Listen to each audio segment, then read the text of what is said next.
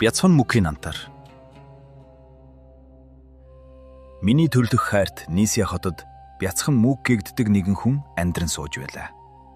Хэдийгээр миний бие тэр үес том баг багчир байсан боловч түүнээс болж нэгэнтээ аавда бараг үхтлээ торлогдуулсан тул энэ хүн миний сэтгэлд тов тодорхой байдаг үлээ. Минийг мэдлээс бяцхан мөк хэдийнэ өвжөөр босон ир бөгөөтөл урваас 4 тонн нуруутай нэгэн байлаа. Тэгэхдээ түүний биеийн галбир тонж ихтэй. Биеийн тийм жижиг төрхөн атлаа бусад хүмүүсийнхээс хавьгүй том данхар толгойтой. Түүний бие нэгэн том байшинд ганцаараа суух бөгөөд хоолундаа өөрөө хийн. 4-7 хоног тутам нэг удаа гадаалах тул ямагт үд дундын үес байшингаас нь асар их уур олгодон гардаггүйсэн бол түүний амьд үхсний алин болохыг хотынхан мэдэх аргагүйсэн. Гэвч орой бүхэн дээвэр дээгүүрээ нааш цааш холхин яваа нь харагдах бөгөөд гудамжнаас хахад зөвхөн түүний том толгой л дээвэр дээгүүр явж байгаа мэт санагдмай. Би болон миний нөхөд ажба хүнийг доогсон шоолдог дүрсгүй жаалууд бөгөөд бяцхан мөкийн гадаалах өдөр нь бидний хувьд ганц багтай үе байдаг байлаа. Түүний гадаалдаг тодорхой нэгэн өдөр бид бяцхан мөкийг гарч ирэн эртхэн байшингийнх нь үүдэнд цуглан хүлээн. Тэгээд үүд онгойно. Эхлээд маш том чалмаатай данхар полгой цухууж, дараа нь хасаж, тансан хүрэм, өргөн шалбуур өмд, чухам чичлүүр хутанд мөкийг зүүсэн юм уу, мөк чичлүүр хутаг зүүсэн юм уу гэд нь огтоос мэдэгдэхгүй. Урт чичлүүр хутаг хавчуулсан өргөн суран бүс бүхий биеийн гарч ирэхэд бидний баясан хөөрсөн дуу агаарт хадна. Бид малгайгаа дээш шидлэн түүнийг тойрч алзуу мэт бүжиглэгцгэн. Бяцхан мөк тон нухацтайгаар толгой дохин бидэнтэй мэндчлээд урд хожид миний юр үзээгүй том өргөн шаахаа өмссөн хөлөө чирэн ягуухан асхна. Багчуул бид араас нь дагаж гүйн. Бяцхан мөк гэж хаширалдана. Бид бас түүнд зориулж наргинтай шүлэг гаргасан бөгөөд түүнийгээ энд тэндгүй дуулцгаадаг билээ. Тэр нь суудаг байр нь орд харш. Гардаг өдөр нь сар танц. Данхан динхэн толгойтой. Дайчин бяцхан анхаачи. Эргээд нэг хараачтай. Илдээд биднийг бариачтай гэсэн үгтэй билээ. Бид ийхүү наргин наадам хийдэг усаар удсан бөгөөд би үүнийг бусдаас илүү хорсолтойгоор үлддэг байснаа нуух юм. Би түүний хүрмээс татаж чангаах бөгөөд нэг удаа учиргүй том шаахааны үсгий дээр гიშгчсэнд ураг шаруулдан унаж үлээ. Энэ нь надад туйлаас инээдтэй санагдсан боловч бяцхан мөк манай гэрийн зүг явж байгааг үзээдэл инээд наргин оргүй арилав. Шуудхан явж ороод тэнд нилээд дадсанлаа. Би байшингийн хаалган дээр нуугдан харвал эцэг маань түүнийг хүндтгэн сугацаар гарч ирээд үүдэн дээр дахин мэхийн ясалж салах ёс гүйцэтхийг нь үзв. Миний зориг зүрх шагчиж гүйцээд нуугдсан газраа удтал суусан боловч зодууроос илүү тарчилхан шанзлах өсвөлхэнд хөөгдөн гарч толгоогоо зүрхшийн унжуулсаар эцгийн өмнө явж очлоо. Миний дууснаар бол чи сайхан сэтгэлд мөкийг доромжилсан байна. Би чамд энэ мөкийн намтрыг ярьж өгнө. Чи хойшид түүнийг шоолхоо болох нь мэдээч. Гэхдээ энэ ярихын өмнө болон ярьсны дараа хүрттлээ хүртэх болно гэж аав минь пун нухацтай өгүүлв. Хүртдэг зүйл маань юу вэ гэвэл түүний машид хичээнгүүлэн тоолж гүйцэтгэдэг 25 цохилт болоо. Иймээс түүний бие урд гансаа аваад хуун толгойг нь эргэлдэн салгаж намайг урд өмнөхөөсөө хавьгүй илүү хорлонтойгоор гөвшиж гарав.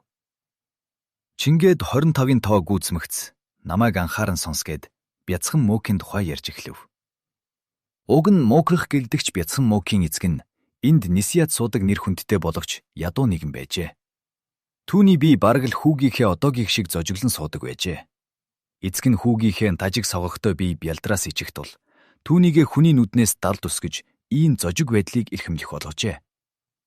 Бяцхан мөк 16 хүрээд байхдаач хөгжөөнтэй хүүхэд хിവэр байлаа. Тэгээд угийн сүрхий эцэг нь хүүхэд зангаа хэдийнэ орхих болсон байдлаа тийхүү тэнэглэж маанахту химэн түүнийг ямагт загнах үлгөө. Хөрхий хөгшин нэгэнтээ тон сүрхий унаж бэртээд насан эцэс болж юу ч мэдэхгүй бяцхан мөкийг хоосон үлдээжээ. Талигач эцэг нь төлж чадхааргүй их өртөө байсан. Хатуу чанд ах дүүсэн золгүй бяцхан хүүг байшингаас нь хөөн гаргаад хорвоогоор хисэж аз заяага хай гэжээ. Би аялан явхад бэлэн гэж хариулаад бяцхан мөк эцгийнхээ хувцсыг авмаар байна гэсэнд үүнийг нь зөвшөөрөв. Эцэг нь том биетэй бүлэрхүү хүн байсан тул хувцснууд нь түүнд хэрхэн таарах вүлээ. Гэвч мөк төдөлгүй ивийг нь олж уртдсныг нь хайжилж хаяад өмсчихжээ. Гэхдээ тэр өргөнөөс нь бас хасах хэрэгтэй гэдгийг мартсан бололтой тул одоо ч тийм жигтэй харагдаж байгаа юм. Том чалмаа, өргөн бүс, халахаар өмд, цэнхэр хүрэмсэгт нь бүгд тэр өдөр түүний өмссөн, эцгээс нь үлдсэн өв хөрөнгөлээ. Тэгээд эцгийнхээ урт Дамаскын чичлүр хутгийг бүсэндээ хавчуулж, нэг бяцхан таяг бариад хаалгаар гармаджээ. Нэгэн таз заяагаа хайж олохоор гарсан тул түүний бие бүхэл өдөржин баяртай алхажээ. Газар хэвтэх шилний хагархай наранд гялалцахыг үзээд түүнийг сайхан алмас болон хуурч, юу н магаплиж бодон агч өвөртлөн явсаар алсад сүмийн бөмбөгөр өрөө гал мэт туяарна. Нуурын ус тож мэт гялалцахыг үзээд эд шидийн газар ирвэж итгэн бөөм баяр болж тэр зүг яран аджээ. Гэвч хадаг минь тэрхүү зэрэглээ төдөлгүй арилан одоод ядарч сулдсан бие өлсөндөө үрчилзэн хоржигнох ходоод нь нүгэлт орчлонд байгааг нь сануулна. Үлсэн шаналж ийхүү 2 өдрийн турш аягчээ. Хээрийн үр жимс түүний цорын ганц хоол. Хөрст хатуу газар унтах дэвсгэр нь болж байлаа. 3 дахь өдрийнхөө өглөө нэгэн өндөрлөг дээрээс том хотын бараа харжээ. Цамхаг дээгүүр нь хавирган саран гялалзаж, барилга башингуудын дээвэр дээр туг алаглан нэмэрч, бяцхан мөкийг дуудан даллан байх мэт санагджээ. Мөк гайхан таг дуугүй зогсоод хотын хавийг ажиглаад. За, тэнд л бяцхан мөк аз заяагаа олох болно доо. Тэнд эсвэл хаанч биш гэж өөрөө өөртөө хэлээд хэдий эцэд сулдсан ч агаарт нэгэнтээ үсэрч гин. Тэгээд хамаг хүчээ шавхан хотын зүг алхажээ. Гэвч тэр нь хэдий ойрхон харагдсан боловч бяцхан үе мөчөнд хөшчиг шахан байсанд байн далдуу модны сүүдэрт амгахаар суух тул үдийн үед сая тэнд хүрч очижээ. Ингэж үүлээ үзэн алхсны эцэст хотын хаалган дээр очиод бяцхан хүрмээ янзлан чаламга илүү гоёмсгоор зангидан. Бүсээ тэнэлгэж чичлүр хотгаа засаж, зүүн гутлынхаа тоосыг арчаад таягаа аван хотын хаалгаар зоримог гихч яваад орж хиндэ. Хид хідэн гудамжаар явсан боловч нэг ч хаалга үүд онгоож, хинч түүний бодож байсанчлан бяцхан мөк нааш орж хооллож ундлаад бяцхан хөлөө амраа гэж дуудсангүй. Түүний бие их зурагш харан алхаж явснаа баруун тардаа байгаа нэгэн том гоё байшинг мөрөөдөнгүй харан зогсдол цонхон онгоож нэг хөгшин авгаа толгоогоо цохуулган дуулах мэт уянгалуулан байж. Бушуулцгаа будаагч нь чаначихсан. Амт шимтэн сайхан байг гэж аятай тавлаг ширээ засуулъя. Бушуул хөршүүд минь. Будаагч нь хэдийнэ чаначихсан гэжээ. Ил байшингийн үүд даруй онгоож олон нохой муур тийш орохыг мөк харжээ. Уг урилгыг хүлээж авах уу байх уу гэж тэр түр зур эргэлзэн зогссноо зүрххэн ил байшинд явж оржээ. Түүний урд хідэн муурын зулцаг явж байсанд эд галзуух нь хаан байдгийг лав надаас илүү мэдэх биз гэж сэтвэд тэднийг дагахаар шийдэв. Мөк шатаар өгсөн гараад цонхоор гадаг шарж байсан хөгшин авгайтай халз тулгарчээ. Авгай түүнийг таагүй янзтай хараад хэрэг зөргийг нь асуусанд бяцхан мөк. Та бүх хүнийг чансан будаа ид гэж урсан шүү дээ. Тэгэд би учиргүй их өлсөж байгаа тул энд орж ирсэн билээ гэж хариулсанд тэр хөгшин авгай тажигнтлыг хөхрөн. Жигтэй залуу минь, чи ингэхэд хаанаас ирсэн хүн бэ? Намайг зөвхөн хайртай мууруудтай зориулж хоол хийдгийг бүхэл хотороо мэддэг бөгөөд би уяу тэдэндээ хань болгох гэж хөршийнхөө мууруудыг урьдтiim гэжээ. Бяцхан мөк эцгийнхээ нас нөхцнөөс хойш хичнээн их завж зүдэрч яваагаа яриад өнөөдөр мууруудтайгаа цуг хооллооч гэж түүнээс гуйв. Бяцхан залуугийн үнэн сэтгэлийн үг сэтгэлд нь нийцсэн тул тэр авгай түүнийг гэртээ саадахыг зөвшөөрч элбэг дэлбэг хоолунд өгчээ. Чингээд түүнийг цадтал идэж тамир тэнхээ орсны эцэст авгай удтал ажиглан харж байснаа. Бяцхан мөка, чи миний дэргэд үлдээд ажил төрөлд минь тусал. Хийх юм баг, аж байдаг чинь сайн байх болно гэж хэлжээ. Муурт зориулж чансан будаа амттай санагдсан тул бяцхан мөк зөвшөөрч аавц авгаан зарцуулж л дээ. Түүний бие амар хялбар боловч жигтэй ажигтай болжээ. Аавц авгай хоёр эр дөрвөн эм мууртай. Бяцхан мөк өглөө бүхэн тэдний үсийг самнан үнэт тосоор тослоно. Авгай гадагш гарсан үед тэднийг харж хандна. Хооллох үед нь тэдний тавгийг өмнө нь тавьж өгөн, шүн болоход торгон дэвсгэр дээр хэвтүүлэн хилэн хүнжлөөр хүчиж өгнө. Тэднийд бас хид хідэн бяцхан ноход байх бөгөөд гэднийг нь бас харж хандах ёстой байлаа. Гэвч аавц авгаан төрсөн үршгээ үздэг мууруудыг бодвол тэдэнд тийм их яршиг төвөг удахгүй. Бүхэл өдрийн турш тэр авгаагаас гадна нохой, мууруудаас өөр амьд амьтны бараа харахгүй тул Мөг эцгийнхээ гэрт байсныхаа нэгэн адил зожиг амьдралаар амьдарч байлаа. Хэсэг хугацаанд идэх хоол бэлэн, хийх ажил бага. Бяцхан Мөгийн хувьд тун таатай. Хөгшин авгаач түүний ажил төрөлд сэтгэл ханамжтай байлаа. Гэтэл байн байсаар мууруудынх нь ааш авир муухай болж иржээ. Хөгшний гадуур гармагц тэдэн галзуурсан мэт өрөөнд дотор тонгочин дүүлэлдэж, бүгдийг нь ургуулж, хөргүүлж орхих бөгөөд зандаа таарсан зарим сайхан сав суулгыг ч унгаж хагалдаг болжээ. Авгааг шатаар өгсөн ирж явааг сонсмогц, дэвсгэл дээрээ нам хөвтөөд, юу ч болоогүй мэт сүүлээ шаруулзуулан өгтөн. Өрөө тасалгаагаа ийм эмх журамгүй босныг үзээд аавцээ авгаа уурлан хэлэгнэж бүхнийг Мөкэд тохно. Мөк өөрийн буруугүйг чадлынхаа хэрээр нотлох гэж оролдогч тэр авгаа зарцаасаа илүү тийхүү гимгүү царайлах мууруудтай итгэх ажээ. Бяцхан Мөк энд ч бас өөрийн аз заяаг олоогүйдээ туйлаас гуниглан аавцын авгаа нүгсэн ажлыг орхин модохоор ботроо шийджээ. Мөнгөгүй бол хүн хичнээн завдгийг эхнийхээ аяллаар үзэж мэдсэн тул эзэн авгаахаа амлсан боловч ер өгөөгүй байгаа хөлсийг ямар нэгэн аргаар авахыг хичээх болов гин. Үргэлж цоочтой байдаг тул дотор нь юу байдгийг Бяцхан Мөк ер үзээгүй боловч эзэн авгаа ямагт дотор нь юм өглөн байхыг сонссон тийм нэгэн өрөө аавцын авгаан байшинд байдаг бөгөөд тэнд түүний чухам юу тэгж агдлан нуудгийг мэдхийн тулд амиа өгөхөөс ч буцамгүй санагддаг байлаа.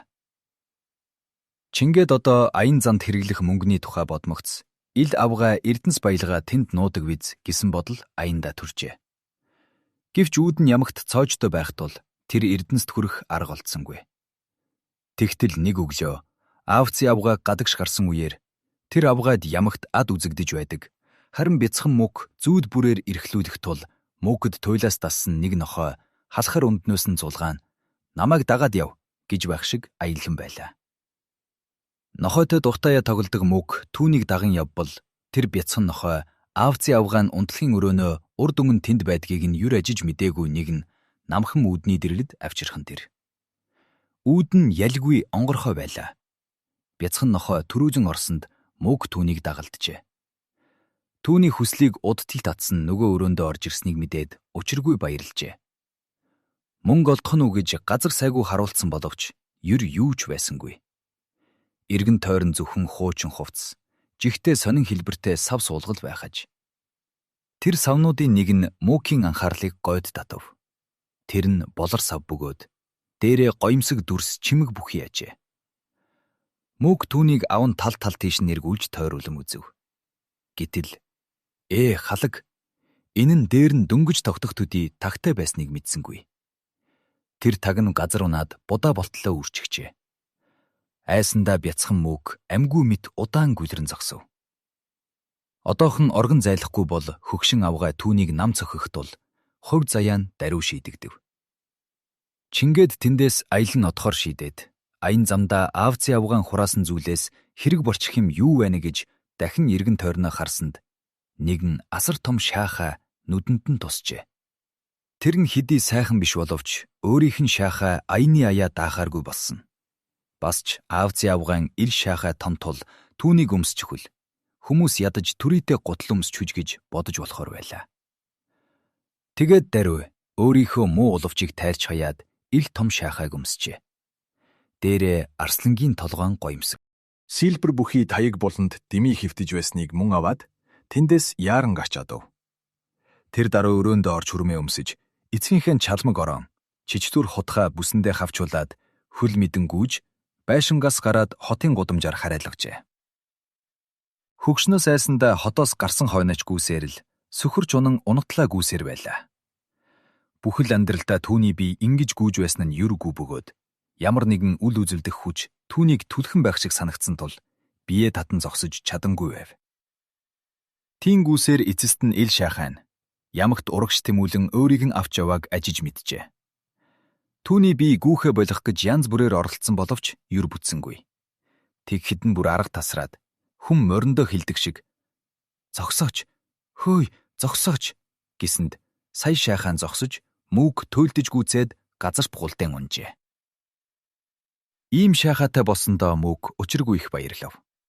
Үүний тусламжтайгаар газар дэлхийд аз жаргалаа хайх аян занд нь тус дэм болох зүйлийг олж болох юм байна гэж сэтгэжээ. Бяцхан мөгийн бядгүй бие ийм том толгойг авч явхад туйлаас зовлонтой тул хэдий их баярлсан боловч ядарсандаа даруй унтжээ. Аав завгаан герт ил шайхааг олоход тусалсан бяцхан нохой зүүдлэгдэж өөрт нь хандан ингэж хэлв гин. Хайрт мөг минь ээ. Чи энэ шайхаан ашиг тусыг сайн мэдэхгүй байна. Уг шайхааг өмсөөд үсгий дээрээ 3 эргэх юм бол чи хүссэн газартаа нисэн хүрэх бөгөөд нөгөө бяцхан таягаар эрдэн солох болно. Учир нь тэр таяг алт болсон газар 3 удаа, харин мөнгө болсон газар бол 2 удаа тогшдог юм. Бяцхан мөг ингэж зүүдлээд сэрмэгцээ ил гайхалтай зүүдийг эргэн санаж даруй туршин үдсүгэ гэж шийджээ. Тэгээд шайхаагаа өмсөн. Өрөөсөм хөлөө өргөж байгаад үсхий дээрээ эргэлдэж гарав. Ил урлагийн дасгалыг учиргүй том шайхаа өмсчхөөд дараагаар 3 удаа хийх гэж урд өмнө орогдож үдсэн хүн бол бяцхан мөгийн тэр даруйдаа сансандаа хүрээгүйг тайхахгүй. Ялангуяа түүний данхар толгой нэгэн бол ийшээ, нэгэн бол тийшээ дийлэн байсныг бодох юм бол бүрж ойлгомжтой болох үлээ. Хөөхий бяцхан хид хідэн удаа хамраараа газар хатхан тун хүчтэй унсан боловч уг оролтгоо дахин давтахаас мохсонгүй чармайсаар сая сансандаа хүрчээ. Үсгий дээрээ ээрүүл мэд эргэлдээд зэргэлдэх нэг том хотод хүрье гэж шивнэсэнд шайхайн түүнийг аван агаарт хөөрч үйлсийн дундуур салхи мэд хурдан дотлогоод бяцхан мөгийг юу босныг сэхэрч завдаагүй байтал нэгэн том зээлийн газар буулгачихжээ. Тэнд олон мухлаг байх бөгөөд тоо томшгүй олон хүн нааш цааш яаран гүйлдэж байлаа. Мөг хүмүүсийн дунд нааш цааш хэсэг атгаснаа сэлүүхэн гудамж бараацсан нь дээр юм байна гэдгийг төдөлгүй ухаарав. Учир нь тэрхүү зээлийн газар хүмүүс байн шайхаа дээр нь гიშгэхэд харуулдаж унчих гээд бас бүсэндээ ёрдоох чичлүүр хутгаараа хажуугаараа өнгөрөхстийг байн хатгах тул түүнд ууралсан хүмүүсийн нудрагаас арай хийж зайлж явжээ. Яжгүйч болсон мөнгө олохын тулд юуны өмнө хэрхүүл зохихыг бяцхан мөг нухацтайхан бодов. Хэдийгээр түүнд нуусан эрдэн солдог бяцхан таяг байгаа боловч арт буюу мөнгө болсон газрыг хаанаас тэр даруй олох вүлээ? Бас өөрийгөө бусдад мөнгөөр үзүүлж болох боловч ингэхээргүй бардам хүн билээ. Тэгтэл хурдан хүлэн сая санаанд нь орсонд шайхаанхаа хүчинд мөнгө орж болох юм байна шүү гэж сэтгээд хурдан гүүгчээр хүслэгдэхөр шийдэв. Энэ хотын Ван энэ мэт ажилд бусдаас илүү их хүс төлдөг гэж найдаж болох тул Вангийн ордныг сураглан очиод ордны үүдэн зогсож байсан харвал ямар хэрэгээр явааг нь асуусанд ажил хайж явна гэж хариулбал боолчуудын харразагчид аваачиж уулзуулжээ. Түүнд мөг өөрийн хүсэлтийг илтгэхэд Вангийн мэдээчийн ажил томилж өгнө үү гэж гуйв. Харгалзагч мөгийг толгойноос хөлийг нь хүртэл санжин хараад чи сөөм хөрөхгүй шахам хөлтэй байж Вангийн хурдан гүгч болохгүй юу? Эндээс зайл. Тэнэг мангу антан бүхэнтэй цаг нөхцөх гэж энд байдгийн биш гэсэн боловч бяцхан мөг үннээсээ ийм санал тавьж байгаагаа андгайлан хамгийн хурдан гүгчтэй уралдах хүсэлтэйгээ хэлжээ. Харгалзагчид ил явдал инээдэмтэй санагдсанд орой болтол тэмцээнд бэлтгэхийг түүнд тушаагаад галтогоонд дагуулan орж цадтал нь хооллож ундлгив. Тэгээд өөрөө Ван руу одож түүнд бяцхан мөг хийгээд түүний хүсэлтийг айлтглаа. Ван нь нэн нарганч ир байсан тул боолчуудын харгалзагч тэр анхааг инээдэм наадам болгохоор үлдээсэн нь таашаагджээ. Уг уралдааныг нийт ордноороо тавтай тухтай үзэж болох тул ордны арын зүлэгт талбай дээр тэмцээнийг явуул гэж түүнд даалгаад тэр анхаа кичээнгүүлэн анхаарч халамжлахыг дахин анхааруулв. Ванаг гүнж нартаа энэ орой ямар наргантай зүйл үүсэх болж байгааг нь хэлж тэд цааш нь зарц нартаа ярьж орой болоход ил уралдааныг тисэж ядан хүлээж байсан хөлтэй бүхэн зүлэгт талбай руу багшин цов. Тэнд нь бардам амт анхайн гүүхийг харах үзэгчдэд зориулж эндэр зассан байлаа. Ван болон түүний аг гүнж нарыг ил эндэр дээр гарч ирэн суудлаа эзлэхэд бяцхан мөг зүлэгт талбай дээр урагш давшин гарч эрхэмсэг сурвалжтнуудын өмнө туйлын ээлдгээр мэхийн ясулжээ. Тийм бие бялдартай хүнийг тентхийн ус урд өмнө юр үзээгүй тул анхааг харамгц бүх нийтээр баясам дуу алдцгаажээ. Данхар толгойтой бяцхан бие, хасахар өмд, бяцхан хүрэм, завшиг том шаахаатай мөгжвөр хөл энэ бүхэн нь даанч санаанд оромгүй зүйл ажээ. Энэ нь тунч инээдинтэй бөгөөд харсан бүхэн тажигнатал хөхрөхөөс өөр аргагүй мэт санагдмүй. Хэдий тэд тийхүү тажигнатал хөхрөн байсан боловч бяцхан мөөг юр самгардсангүй. Бяцхан таяга тулан гарааны газар өрсөлдөгчөө хүлээн зогсож байлаа. Боолчуудын харгазагч нь мөөгийн хүссэн ёсоор хамгийн хурдан гүүгчийг ирж олжээ. Тэр нь олны дундаас гарч ирээд анхаан хажууд зогсов. Тэгээд хоёул уралдах дохиог амьсгаа даран хүлээж байлаа.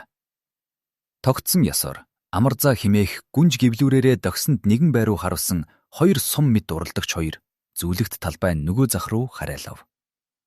Анхандаа мөөгийн өрсөлдөгч ураг шүлэмж сууран гарсан боловч мөөг шаахаанхаа шидээр түүнийг гүйцэж төрүүлээд цаадхыгаа амьсгаадан харайлгаж явхад аль хэдийнэ барайны газар очижсэн зогсож байлаа.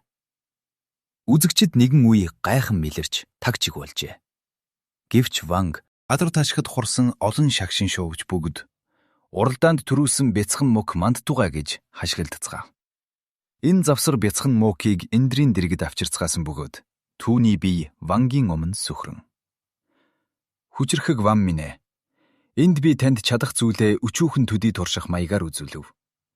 Хурдан гүүгчдийнхээ тоонд оруулна уу гэж танаас хүсье гэсэнд Ван хариудна. Үгүй. Чи бол миний гарын хурдан гүүгч.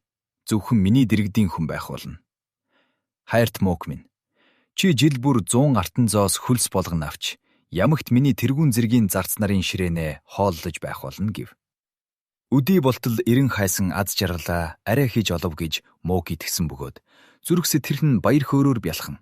Мөн Вангийн онцгой ивэлд баярлаж байлаа. Учир нь Ван түүнийг хамгийн яаруу, хамгийн нууц ажилд зарах бөгөөд түүнийг нь үзэмж нарийн санаанд багтамгүй богино хугацаанд гүйцэтгэдэг байв. Гэтэл Вангийн бусад зарц нар мөөгд төдийл сайн байсангүй.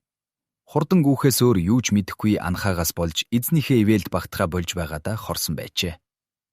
Иймээс тэд түүнийг хөөн зайлуулахын тулд нэг бус удаа хуйлтцгаасан боловч Ван өөрийн хурц тэргүүн хурдан гүүгчд энэ ардрыг тэр туйлын богино хугацаанд олж авчээ. Машид итлэх тул юу ч болсонгүй. Эл явдад хараанаас нь мултрадгүй өнгөрч чадаагүй тул сайхан сэтгэлд мөөг өш үүрлэхийн оронд дайснуудынхаа сэтгэлийг татаж тэдэнд ач тус болъё гэж сэтгэжээ. Тэгтэл аз жаргалдаа болоод анзаархаа бойсон таяг нь санаанд нь оров. Эрдэнэс баялаг олох юм бол тэдгээр ноёд өөртмөн талтай болох гэж боджээ. Одоогийн энэ Вангийн эцэг нь газар нутагтаа дайсан халдах үес эрдэнэс баялгаасаа ихийг газарт болсон гэдгийг олонтоо сонссон бөгөөд бас тэр нууцаа хүүдээ хэлж амжилгүй насан өөд болсон юм гэж хүмүүс хэлэгцхийг ч дуулжээ. Өмнөх Вангийн артаа нуусан газрыг олж юу магад гэж найдан энэ үеэс эхлэн мөөг бяцхан таяга ямагт барьж явдаг болов. Нэгэн орой түүний бие тохиолдлоор урд өмнө цөөхөн очиж байсан ордны цэцэрлэгийн алсын нэгэн бөгдөө хэсэгт явж байтал гинт таяг нь гарт нь агших мэт болсноо 3 удаа газар тогшихыг мэдрэв. Энэ нь чухам ямар учиртайг түүний бие сайн мэдэж байлаа. Иймээс даруй жижлүүр хутгаа суг татан гаргаж ирээд хүрээлэн байгаа моддод нь тэмдэг тавьж эргэж ордонд оров. Тэндээс хүр золж аваад шүн болохыг хүлээн суулаа. Эрдэнсийн сан гухан гэдг нь бяцхан мөөгийн хөвд санснаас нь хавьгүй түүхтэй хэрэг байлаа. Гар нь тамир муутай, хүрзэн том. Хүнд тул хэдийнэ 2 цаг гаруй ажилласан боловч ганц хоёрхан тохойгон болжээ. Тэгээд эцэст нь төмөс шиг дуу гарах нэгэн хатуу юмд хүрзэн толов. Чингмэгц уламж шаламгайлан ухсаар том гихчийн төмөр таг гаргаж ирв. Тэр нь чухам юуны таг болохыг үзсүгэ гэж ухсан нүхэндээ явж ортол тэр нь артан зоос дүүргэсэн том гихчийн сав байж байлаа. Гэвч түүний ядмаг бие ил савыг үргэж дийлсэнгүй тул өмд бүсэндээ артан зоосноос даахынхаа хэрээр хийж мөн хүрмээ түүгээр дүүргээд үлдсэнийг нь дахин хичээнгүүлэн нууцлж авсан нартаа үүрв. Хэрв шидэд шаахаага өмсөөгүй байсан бол огсож байгаа газраас атхан ч холдохгүй байсан. Авсан артныхаа хүндэд арай ядан зогсож байлаа. Гэвч хинт ч ажиглалдгүйгээр өрөөндөө орж очиод артан зооснуудаа буйдангийнхаа гутсан доогуур хадгалав гин. Өөрийгөө ийм их артан зоостой болсныг үзээд бяцхан мөөг одоо байдал өөрчлөгдөж ордон дахь дайснуудынхаа дунд олон аялдан дагалдагч талархан дэмжигчдтэй болно гэж итгэжээ. Сайхан сэтгэлд мөөгийг хинч хижээнгүүлэн хүмүүжүүлээгүй юм байжээ. Түүнээс биш мөнгөөр жинхэнэ нөхрийг олж авна гэж санахын ч хэрэггүй байхсан гэдг нь үүнээс ихтвэлээ элээ минь. Тэр үес Мөг шааха дээрээ иргэн хүрэм дүүрэн алттайгаа цуг бараа сурггүй алга болчихсон ч болоосай. Энэ үеэс эхлэн бяцхан мөгийн атга атгаар тараах болсон. Мөнгө ордны бусад албатуудын атаархлыг төрүүлэх болов. Буурч ахуулъя. Энэ хуурамч мөнгө үлдэгч байна гэж. Боолчуудын харгалзагч Ахмед. Ванг сайхан үгээр илбэдч ихрээс зайлахгүй гэж. Мөгийн хамгийн занагтайсан. Өөрөө Вангийн санд хуруу дүрхийг ямагт бодож явдаг Няр Вархааз бол шууд л тэр хулгай хийснээс зайлахгүй гэжээ. Чингээд энэ явуулзгаа баттай болгохын тулд үгсэн нэгцэн бөгөөд тэргүй мэдээж Кош шууц нэгэн өдөр Вангийн өмнө нэн завнин шамсан царайтай хурж очижээ. Түүний ил байдал хинийч нүдэнд тусгүйц байсан тул Ван түүнээс чи юугаар гачигдаг гэж асуусанд эзнийхээ ивэлд багтахаа болж байгаадаа харамсах юм гэсэнд Ван чи юу ярина вэ? Хэдийнээс би ивэлгийнхээ нараар чамайг гийгүүлэхэ болоо вэ гэж асуув.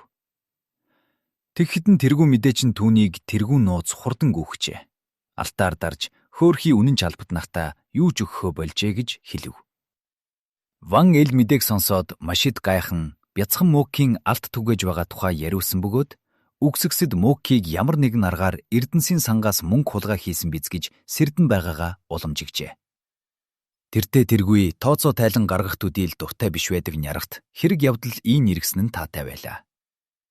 Бяцхан мөгийг аль болохоор газар дээр нь барин авч улайлгахын тулд алхан бүрдэн нууцаар мөрдөн мөшгөөг гэж Ван тушаавгин.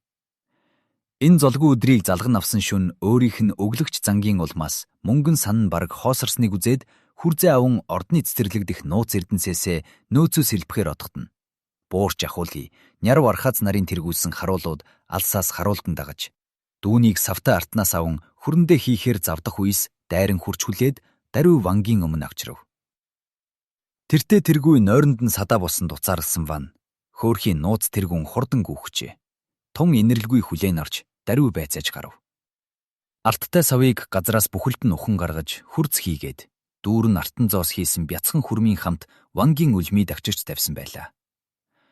Артан зоостой ил савыг яг газар болж байхад нь харуулуудын хамт мөгийг улайн цайн барьж авлаа гэж сангийн Нярав хэлв. Тэгэхэд нь Ван яллардагчаас энэ үнэн үү? Булсан мөнгөө хаанаас авсан бэ гэж асуув. Бяцхан мөг өөрөө ямар ч гим зэмгүй тул ил савыг булаагүй. Харин ухаж гаргах гэж бодсон юм гэдгээ хэлсэнд тэнд байсан бүгд тажигнагал. Хөхөр итэн Ван бяцхан ирийн санаа дагсан ил адаар үгэнд машид хилэгнэм. Юу гинэ мала? Чи Ван эзнээ тан дээрэмтчгээд ийм ичхүргүй тэнгэр хуурм эхлэнэ үү? Сангийн Нярав Архааз, Эрдэнсийн минь санд энэ алт дутаж байгаа эсхийг хэлхийг чамаас би шаардаж байна гэж хашхин хэлв. Тэгэхэд нь сангийн Нярав хэдийнээс эхлэн Вангийн санд энэ болон эннээс ч их алт дутаад байгааг сайн мэдэж байгаа бөгөөд үүнийг хулгайдагдсан гэдэгт андгаа тангараг тавьсан ч бэлэн гэж хариулжээ. Үүнийг сонсоод Ван бяцхан мөгийг гавлан дөнгөлж шоронд хийгэж тушаагаад түүнээс хураан авсан артыг Эрдэнсийн санд буцааж хийгэж сангийн Нярагт өгөв. Хэрэг явдал өөрт нь ийм таатайгаар шийдэгдсэнд сэтгэд хансан түүний бие гэртээ хараад гялалтсан артан зооснуудыг тоолж гарчээ. Гэхдээ ил хүний үнэргүй ир уг савны ёроолд нэгэн бичиг байсныг хүнд ч хизээч үзүүлсэнгүй билээ. Тэр бичигт дайсан итлээд газар нутлыг минь бүрхэн орж ирсэн тул миний бие энд сан хөмөргийнхөө нэгэн хэсгийг хадгалав. Үүнийг олсон хүн даруй хүүд минь эс өгөөс эзэн Вангийнх нь хараал хүрэх болтугай. Ван Сади гэжээ. Бяцхан мөг шоронд туйлын өргөдөгтэй байлаа. Вангийн эжим хулгайлбал толгоон цаазад ундаг гэдгийг мэдэж байсан боловч таягийн нууцыг Ванд хэлхийг хүсэхгүй байлаа. Учир нь үүнийг болон шаахааг нь тэр хүчээр булаан авна гэж айж байв. Харамсалтай нь энд шаахаа нь ямар ч нэмэр тус болох аргагүй ажээ. Хананд хадсан гинжээр агдлан гинжигчгсэн тул түүний бие үсгий дээрээ эргэж болохгүй байсанд сэтгэлээр унан гасалмуй. Гэвч маргааш өдөр нь толгоон цаазад унсныг нь мэдэгдэхэд шидэт таягтай байгаад өгснээс түүнгүүгээр амьд явъя гэж сэтгээд Ванд нууц зүйл хэлье гэж хүсэмжлээд түүнд таягийнхаа эд шидийг хэлж өгчээ. Ван анхандаа түүний хэлсэнд юр итгэсэнгүй. Тэгэхэд нь бяцхан мөг хэрв Ван намайг толгоон цаазаар аваачихгүй гэж ам өгөөс би үүнийг танд туршин үзүүлье гэжээ. Ван цаазаар авахгүй гэж ам өчгөө өгөөд Мөөгд харуулалгүйгээр хідэн артан зоос газарт бодуулаад түүнийг таягаараа ирж ол гэж тушаав. Таяг нь уг арт болсон газар уран удаа тун тодорхой тогссон тул агшин зур түүнийг олов. Үүнийг үзээд сангийн ярав өөрийг нь мэхэлснийг Ван мэдэж дорн зүгийн орнуудад заншсан ёсоор өөрийгөө боомлж өгсүгэ гэж түүнд мяндсан шидэмс явуулсан байна. Харин бяцхан Мөөгд бол хэдийгээр би чамайг цаазаар авахгүй гэж амласан боловч таягийн нууцаас гадна бас өөр юм чамд байх шиг надад санагдаж байна. Иймээс хурдан гүйдгийнхээ учир холбогдохыг хүлээхээс нааш чамайг суллахгүй, насаас ч хорих болно гэжээ. Шорон дөнгөрөөсөн ганцхан шөнөөс залхаж гүйцсэн бяцхан Мөөг бүхэл ур чадвар минь шаахаад байгаа юм диж үннээ хэлсэн боловч өсгий дээр нь урав иргэдэг нууцыг Ванд хэлсэнгүй. Ван түүнийг нь туршин үзэхээр өөрийн биеэр ил шаахаа göмсөөд цэцэрлэг дундуур галзуу мэт харайдгаж гарав. Зогсох гэж хичнээн хүсвч уг шаахааг яаж зогсоодгийг мэдэхгүй байсан бөгөөд ийхүү баг боловч баг таваа хангахаас татгалзахгүй болсон Мөөг түүнийг тамир тасган газарт унан унтлан гүйлгэжээ. Ван сэхээ ороод өөрийг нь бахардаж унатал гүйлгсэн бяцхан Мөөгд учиргүй их уурлан. Амийг чинь өршөөж ирэх чөлөө олгоно гэж би чамд амласан билээ. Гэхдээ чи 12 цагийн дотор газар нутлаас минь зайлан одох хэрэгтэй. Эстэгвэс би чамайг дүүжлүүлнэ гэж шаахаа. Таяг хоёрыг нь сангийнхан байшинд хадгалуулжээ. Өмнөхөөсөө ч илүү хөөрхийлэлтэй болсон бяцхан Мөөг ордонд чухал үүрэг гүйцэтгэж болох юм шиг бодож байсан тэнэг зангаа хараан зүгсээр ил нутгийн хязгаарыг тэнцэн одов. Түүний хөөгдөн гарч яваа ил нутг нь аз болоход өчүүхэн тул хэдийгээр хилэгцэшгүй тааламжид шаахадаа дасан датсан. Түүнд алхах гэгч туйлын яривхтэй байсан боловч 8 цагийн дотор хил хязгаарт нь ирчихсэн байлаа. Бүх хүнд өширхсэн түүний бие хил гат хямагц, ой тайгийн хамгийн арлаг буйдад гав ганцаараж төрөх гэж амтэн хүний явдар замаас гарав гин. Нэгэн өтгөн ойд өөрийнх нь шуударсан зориг хүсэлд дүүхүйц талбар тааралджээ. Инжирийн том том сагдгар модоор хүрээлүүлсэн тунгалаг горх, сахлаг зөөлөн өөст зүлэг түүнийг өрн дарлан байх мэт санагдсанд амандаа юу ч хийлгүүгээр энд үхлийг хүлээсүгэ гэж шийдэн тэнд унаад өгчээ. Үхлийн тухай сэтгэл шимшрэн бодсоор унтчихжээ. Тэгээд сэрвэл өлсхийн зорлон. Өөрийг нь тарчилган шаналж эхэлсэн тул өлбөшч үхэх нь осолтой хэрэг гэж сэтгээд идчихэж болох юм байна уу, үгүй юу гэж эргэн тойрноо харав. Боловсрч гүйдсэн сайхан инжир Мөөг сүүдэрт нь унтсан модонд багсаан харагдсанд авиран гарч идэж үзвэл учиргүй сайхан амттай ажээ. Цадтлаа идэж аваад бууж цангаагаа гарах суугаа химэн горх руу очив. Жигтэйхэн урт хоёр чих, урт монцор хамар бүхий толгоон нь дүрс усанд тусныг үзээд айн царцсан нь хилэгцэшгүй. Айн мэгдсэн түүний бие чихээ барьж үзвэл тэд нь үнэхээр хагас тохой хэр урт борчихсон байлаа. Аз жаргалаа илжиг мэд хөдөөрөө дэвсэлсэн тул би илжигэн чихтэй болжээ гэж дуу алдаад моддын доогуур эргэлдэн байснаа дахин үсгэд тэр хавийн модонд өөр идчихмээр жимс самар юргүй тул бас л инжирээр голоо зогоохоос өөр арга байсангүй. Учиргүй их инээдэмтэй харагдахгүй тулд чихээ том чалмынхаа доор хийсэнд багтаж ядан байсан боловч хоёр дахь удаага инжир идэхт нь тэр нь алга болж байгааг мэдэв. Тэгмэгц үнэн мэсхийг нь мэдсүгэ гэж даруй горх руу гүй хурж үзвэл үнэхээр чих нь хуучин хөвдөө орж үзэшгүй муухай урт хамар нь алга болсон байлаа. Идүгэ түүний бие яагаад ингэсний учрыг ухаарав. Эхний модноос инжир авч идэхэд урт хамар чихтэй болсон бөгөөд хоёр дахь модны жимс түүнийг ангаажээ. Сайны зүгийг түссэн хувь заяа нь аз жаргалтай болох бас нэгэн хэрэгслийг өөрт нь атгуулсныг баясан мэдрэв. Иймээс ил хоёр модны жимснээс даахынхаа хэрээр түүж аваад дөнгөж саяхан орхин гарсан газар нутаг руугаа буцаж одов. Тэнд очиод замд таарлцсан эхний суурьнд хувцас хунраа сольж огтоос танигдахгүйгээр болж аваад нөгөө Вангийн суудаг хот руу зарин гарч төдөлгүй тэнд очижээ. Энэ нь боловсрсан жимс ховор зэвэр борчхдаг жилийн өдрөл байлаа. Иймээс бяцхан Мөөг ордны өвдөнд очиж суув. Вангийн хоолнд зориулан энэ мэд ховор зэвэр зүйлийг буурж эндээ судалдаж авгрийг эртнээс мэддэг байлаа. Мөөг тэнд суугаад удаагүй байтлаа буурчийг ордны хашаан дундуур айсуу явааг харав. Буурч ордны хаалган дээр худалдаачдын дэлгэсэн барааг үзэж байснаа сая Мөөгийн сагсан дээр хараагаад усгав. Тэгснэ? Өө, эн чин ховорхон ид байх чинь вэ. Ирхэм дээдэст лав таалагдана. Сагстайгаа чи хідээр өгөх юм бэ? Гэж асуужээ. Бяцхан мөөг хэр тааруу үн хийсэнд дорхноо санал нийлэн аварцж өгөлцөв. Буурт сагстайг нэг болд өгчөөд цааш одов. Ордныхны толгойд нөгөө зодгүй явдал учирмагц өөрийг нь уг жимсийг хутгцсны хувьд хайж олоод шийпхих болно гэж айсандаа бяцхан мөөг даруй тэндээс зайлан оджээ. Ван хоолндоо сэтгэл нэн ханамжтай байсан бөгөөд хийсэн хоол хийгээд өөртөө зориулж хамгийн ховор нандин зүйл санаа тавин ирж олдогт нь буучид магтаалын үгийг дараагаар нь уусхан байлаа. Ямархуу нандин идээ зэгснээ сайтар мэдэх буурчмаа сайн инээмсэглэж хаяа нэг. Энэ ч арай эцсэн биш шүү гэх юм уу. Төгсгөл нь сайн бол бүгд сайн гэдэгтэй. Гэх мэт үг хэлэн байсан тул Вангийн аг гүнж нар одоо чухам юу авчирдаг бол гэж машид шохоорхон суулаа. Тэгээд түүнийг дур булаасан инжир авчруулсанд тэнд байхсад өөрийн ирэхгүй дуу алдцгаажээ.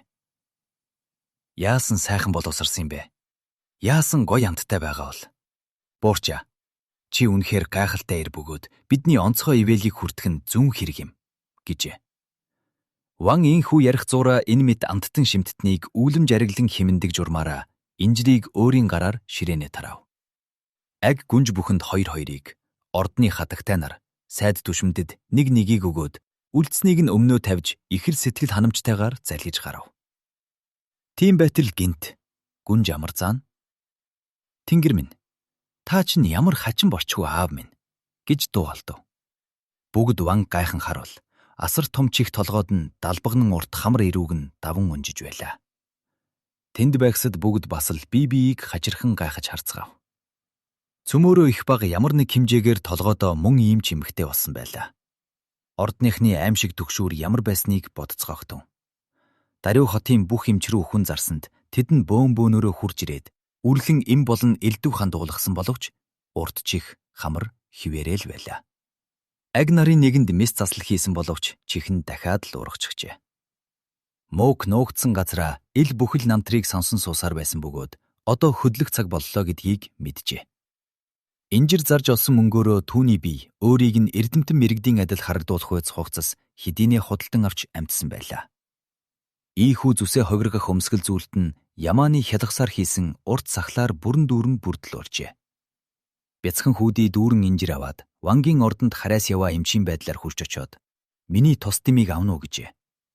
Анхандаа түүнд юр итгээгүй боловч бяцхан мөөхийг аг нарын нэгэнд инжир өгч идүүлээд чих хамрыг нь хуучин хэвдэн оруулсанд бүгд тэр харийн нэмчээр эмнүүлэх гэж хүсцгээв. Гэтэл Ван үг дуугүй. Түүний гараас хөтгөн лаврандаа оруулаад Эрдэнсийн сан руу ордог үүдийг нээн араасаа дагаад яв гэж мөөхөд тохив. Энэ бол миний Эрдэнэс баялаг. Чи намайг энэ ичгүүрт өвчнөөс аврах бөгөөд эндээс юу ч байсан хамаагүй санаандаа тохирсон зүйлийг шилэн авах тун гэж Ван хэлжээ.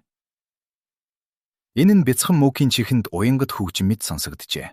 Хаалаар оронгуудаа шаахаага тэнд хөвтөж байгааг үзсэн бөгөөд яг хажууд нь мөн таяг нь байж байлаа. Вангийн Эрдэнэс баялагийг гайхан шагширж байгаа царай гаргана түүний бие танхим дундуур явж байгаад шаахааныхаа дэргэд хурч очвуу үгүй юу яаран хөлдөө углаж таягаа шүүрч аваад хуурамч сахлаа хуу татан хаяж гайхан мэлэрсэн Ванд хөөгдөн туугдсан мөөхийнх нь таниг царайг харуулна. Үнэн ч зүтгэлийг үнэж үзээгүй шудраг бус Ван. Чи үйлдсэн хэрэгийнхээ шам болгож ил үзэшгүй муухай зүс царайг ав.